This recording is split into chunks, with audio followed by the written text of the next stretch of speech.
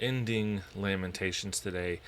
Chapter 4, we see a picture of a city that was once golden and now reduced to ashes. And then in chapter 5, we see a people that are, be- because of this, we see people that are desperate and they are crying out, asking God to make them whole again. So let's jump right in, and this will be the end of Lamentations. Today will be in Ezekiel next. So good prophetic book. Some interesting stuff in Ezekiel. So I could say interesting stuff. We will jump straight in. Lamentations 4. How the gold has become tarnished, the fine gold become dull. The stones of the temple lie scattered at the head of every street. Zion's precious children, once worth their weight in pure gold, how they are regarded as clay jars, the work of a potter's hands.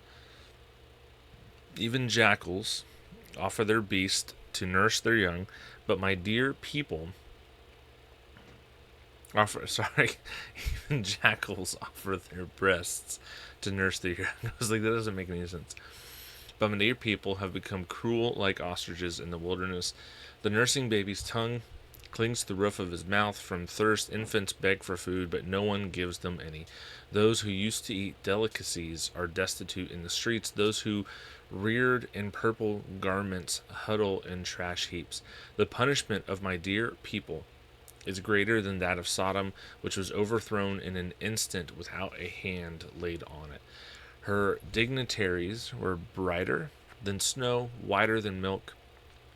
Their bodies were more ruddy than coral, their appearance like lapis lazuli. Now they appear darker than soot. They are not recognized in the streets. Their skin has shriveled on their bones, it has become dry like wood. Those slain by the sword are better off than those slain by hunger, who waste away pierced with pain because the fields lack produce. The hands of compassionate women have cooked their own children. They became their food during the destruction of my dear people. The Lord has exhausted his wrath, poured out his burning anger, and he has ignited a fire in Zion, and it has consumed her foundations. The kings of the earth and all of the world's inhabitants did not believe that an enemy or adversary could enter Jerusalem's gates. Yet it happened because of the sins of her prophets and her iniquities of her priests, who shed the blood of the righteous within her. Blind, they stumbled in the streets, defiled by this blood, so that no one dared to touch their garments. Stay away, unclean people shouted at them. Away, away, don't touch us. So they wandered aimlessly. It was said among the nations, they can stay here no longer. The Lord himself has scattered them. He no longer watches over them. The priests are not respected. The elders find no favor. All the while our eyes were failing. As we looked in vain for help, we watched from our towers for a nation that would not save us. Our steps were closely followed so that we could not walk in our streets. Our end approached, our time ran out, our end had come. Those who chased us were swifter than eagles in the sky. They relentlessly pursued us over the mountains and ambushed us in the wilderness. The Lord's anointed, the breath of our life, was captured in their traps. We had said about him, we will live under his protection among the nations. So rejoice and be glad, daughter Edom, you resident of the land of Uz. Yet the cup will pass to you as well. You will get drunk and expose yourself. Daughter Zion, your punishment is complete. He will not lengthen your exile, but he will punish your iniquity. Daughter Edom, and expose your sins. Okay. Lost my mouse. Okay. Chapter 5. Lord, remember what has happened to us. Look and see our disgrace. Our inheritance has been turned over to strangers, our houses to foreigners. We have become orphans, fatherless, our mothers are widows. We must pay for the water we drink. Our wood comes at a price. We are closely pursued. We are tired, and no one offers us rest. We made a treaty with Egypt and with Assyria to get enough food. Our ancestors sinned, they no longer exist, but we bear their punishment. Slaves rule over us, no one rescues us from them. We secure our food at the risk of our lives because of the sword in the wilderness. Our skin is as hot as an oven from the ravages of hunger. Women have been getting around YouTube censors, assaulted, raped in Zion. Virgins in the cities of Judah, princes have been hung up by their hands. Elders are shown no respect. Young men labor at millstones. Boys stumble under loads of wood. The elders have left the city gate. The young men, their music, joy has left our hearts. Our dancing has turned to mourning. The crown has fallen from our head. Woe to us, for we have sinned. Because of this, our heart is sick. Because of these, our eyes grow dim. Because of Mount Zion, which lies desolate and has jackals prowling in it. You, Lord, are enthroned forever. Your throne endures from generation to generation. Why do you continually forget us?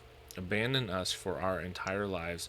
Lord, bring us back to yourself so we may return. Renew our days as in former times, unless you have completely rejected us and are intensely angry with us. And that is it for Lamentations. Again, we'll be starting Ezekiel tomorrow, and Ezekiel is there's some very interesting stuff in Ezekiel. There are some days that we'll have to throw out parental warnings for some of what's in there. So, yeah. But for today, we have some questions to finish up. Lamentations 4 contrasts the former glory of Jerusalem with its present ruin. How can reflecting on what has been lost help us see our need for God? I think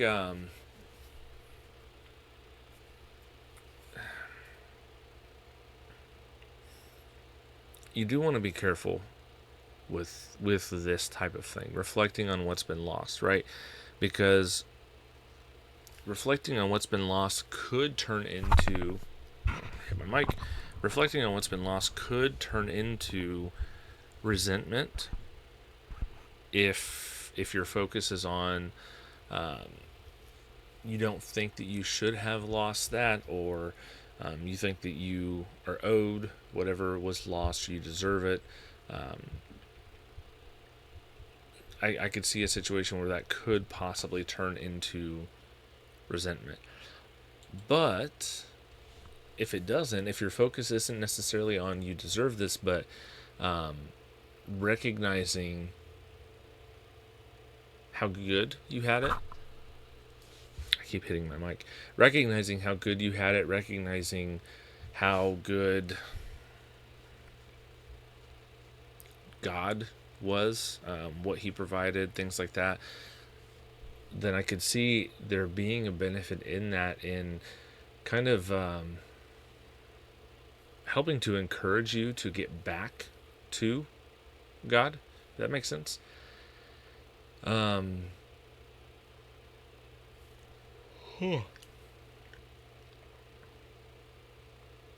So I could see in some situations, it kind of depends on how you are reflecting on what's been lost, but I could see in some situations where reflecting on what's been lost can be a positive, or can kind of push you or guide you back to being in right relationship with God, and trying to pursue what he wants you to do, and his ways. Question 2. The community's prayer in chapter 5 acknowledges their sin and appeals for... Man, I'm tired. Appeals for restoration. What role does confession play in true renewal? I think without confession, it's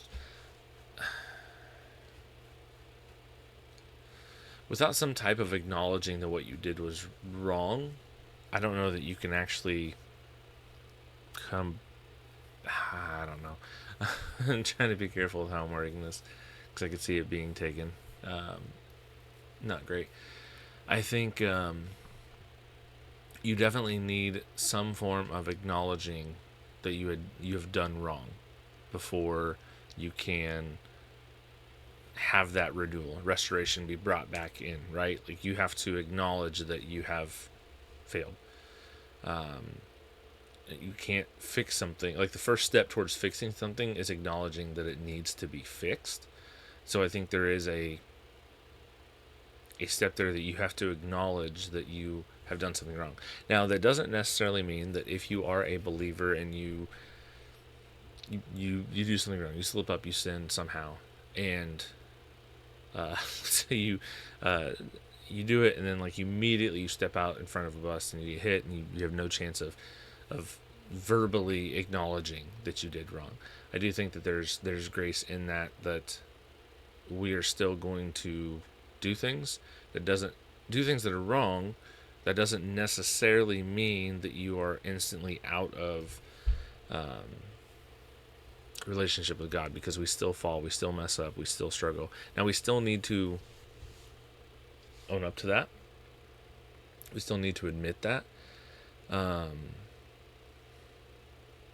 yeah, I think a good practice to get into is just generally speaking, try to live a life where you are accountable to people and you are owning up to your faults with people.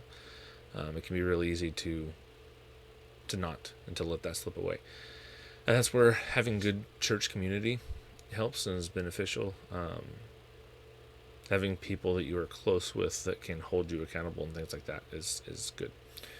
Question 3. The book ends with the cry, "Restore us to yourself, Lord, so we may return." How does this prayer point forward to the ultimate restoration we have in Christ? Well, everyone sins, right? Sin separates you from God. All sin separates you from God.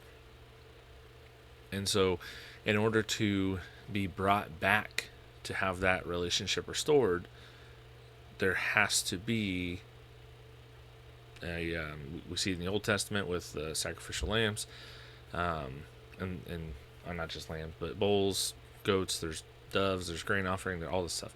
But we see there has to be some type of a payment made for the sin. Now, there's a lot of different ways you can look at this. There's actually, at least at the time of recording, online on X, there's a ton of people going on about what they view as far as atonement theory, whether they're PSA or penal substitutionary atonement, or Christus Victor is one. I'm blanking, but there's a lot of different atonement theories. There's a lot of different ones that can be right, and it's not a salvation. I mean, it technically is a salvation issue because it's how, but it's, you can hold the differing views and it doesn't mean that you're not saved. But I forgot why I was even on that. Pointing forward to Christ. So the sacrifice that needs to be made. There's something that happens there that restores us back to being in good standing with God. And that is through the sacrifice of Jesus on the cross. But